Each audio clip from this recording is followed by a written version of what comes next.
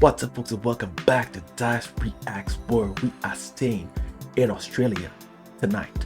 Oh yeah, we are going to be checking out Australian healthcare. Very much excited, check this one out. We ain't going to waste no more time. We're just going to get right into it, folks. We're going to get right into it. Oh yeah.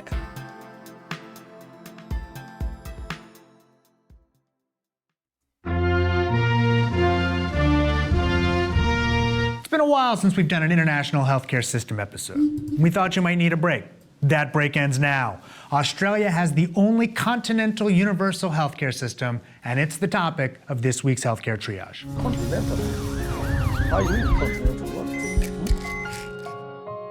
Like pretty much every other country we've covered, save the United States, Australia has a universal healthcare system. It's called Medicare.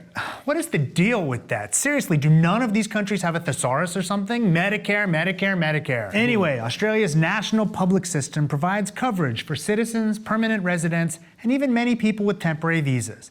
There's a program for visiting students, and even people seeking asylum get coverage while their cases are under review. Australia also has a voluntary private health insurance system, which complements and supplements the public one.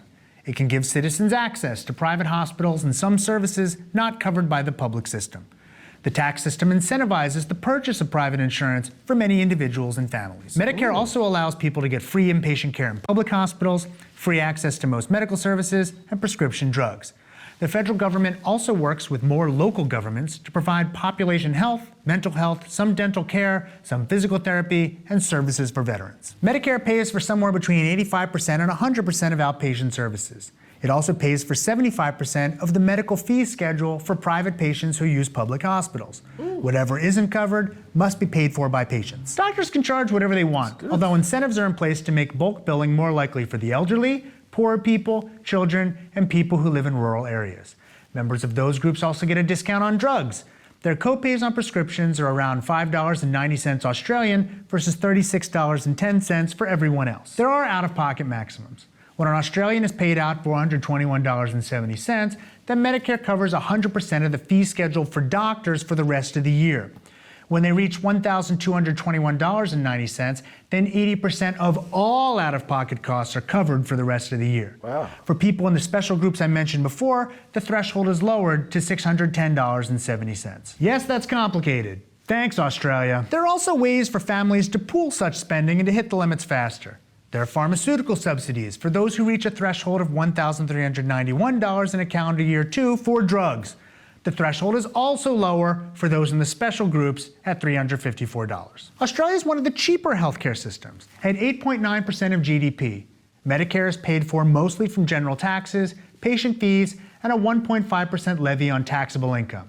In 2010 to 11, the government funded about 69% of spending, 43% at the federal level, and 26% from states and territories. The rest, or about 31% of healthcare spending, comes from non-government sources. About 18% is out-of-pocket spending, in co-pays or services not covered by insurance. Private health insurance accounted for about 8% of spending. About half of people have private insurance, which allows them more options in practitioners, hospitals, and care that they receive. Those who opt for private insurance before their 31st birthday get a reduction in premiums for the rest of their lives. Each year, an Australian waits to start buying private insurance after the care that they receive. Those who opt for private insurance before their 31st birthday get a reduction in premiums for the rest of their lives.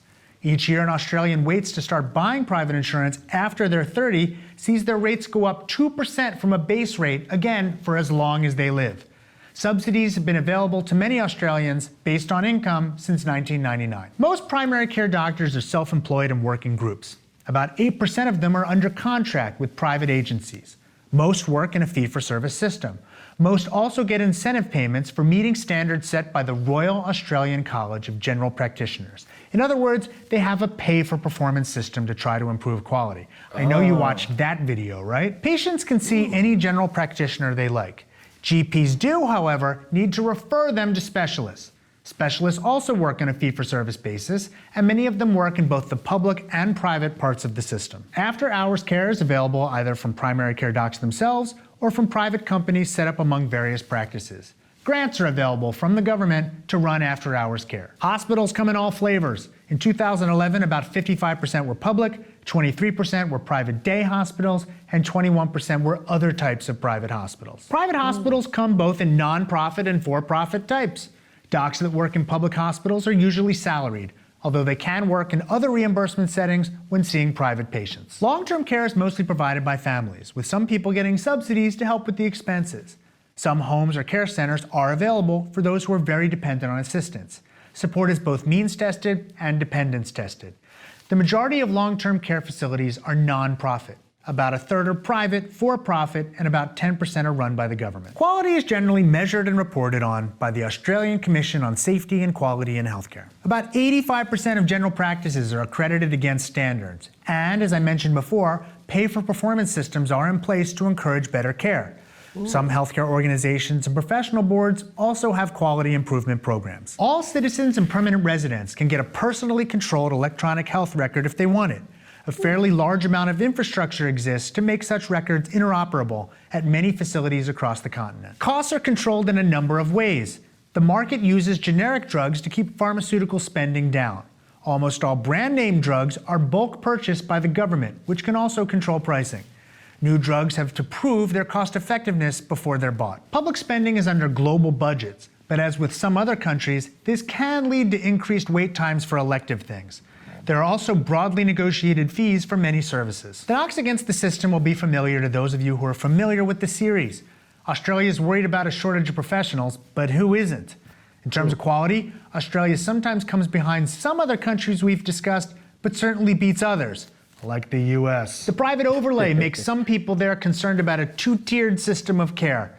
It's interesting, though, that only about half of people opt for private insurance. Australia also has a disparities problem, with many indigenous populations having lower quality outcomes and poorer health than other citizens. But life expectancy is high, infant mortality is low, obesity is extremely low, and preventable deaths are rarer than a lot of other countries. And Australia does it for a reasonably small amount of money. In summary, Australia has a pretty robust public healthcare system with a private overlay that half of people use for better access and services.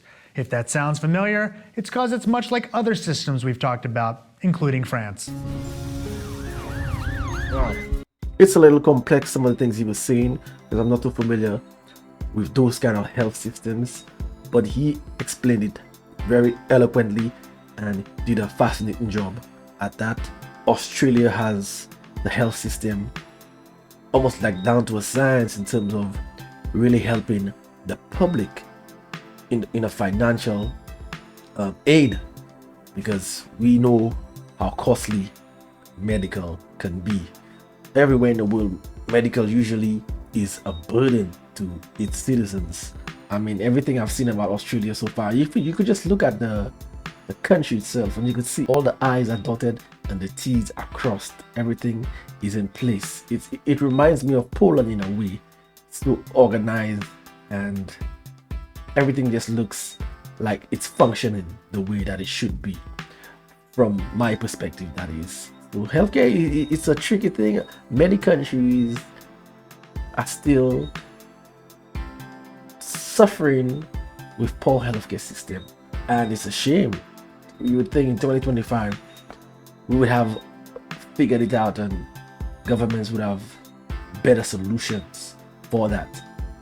I will have to see where Australia stands in terms of healthcare system, not just in terms of how advanced it is, but how good it is compared to other countries as a whole, not just America, but the rest of the countries in general. That information, like I said, was an eye-opening. I think this is the first time I'm checking anything about health, so this channel has a few more about health. I think it's a health channel, so I'm going to be checking out more from him. Yeah, if you want to start long journal archive, do hit me over on Dyce Reacts. We have the music reactions. This way I'm going to be making my exit. Until next time, peace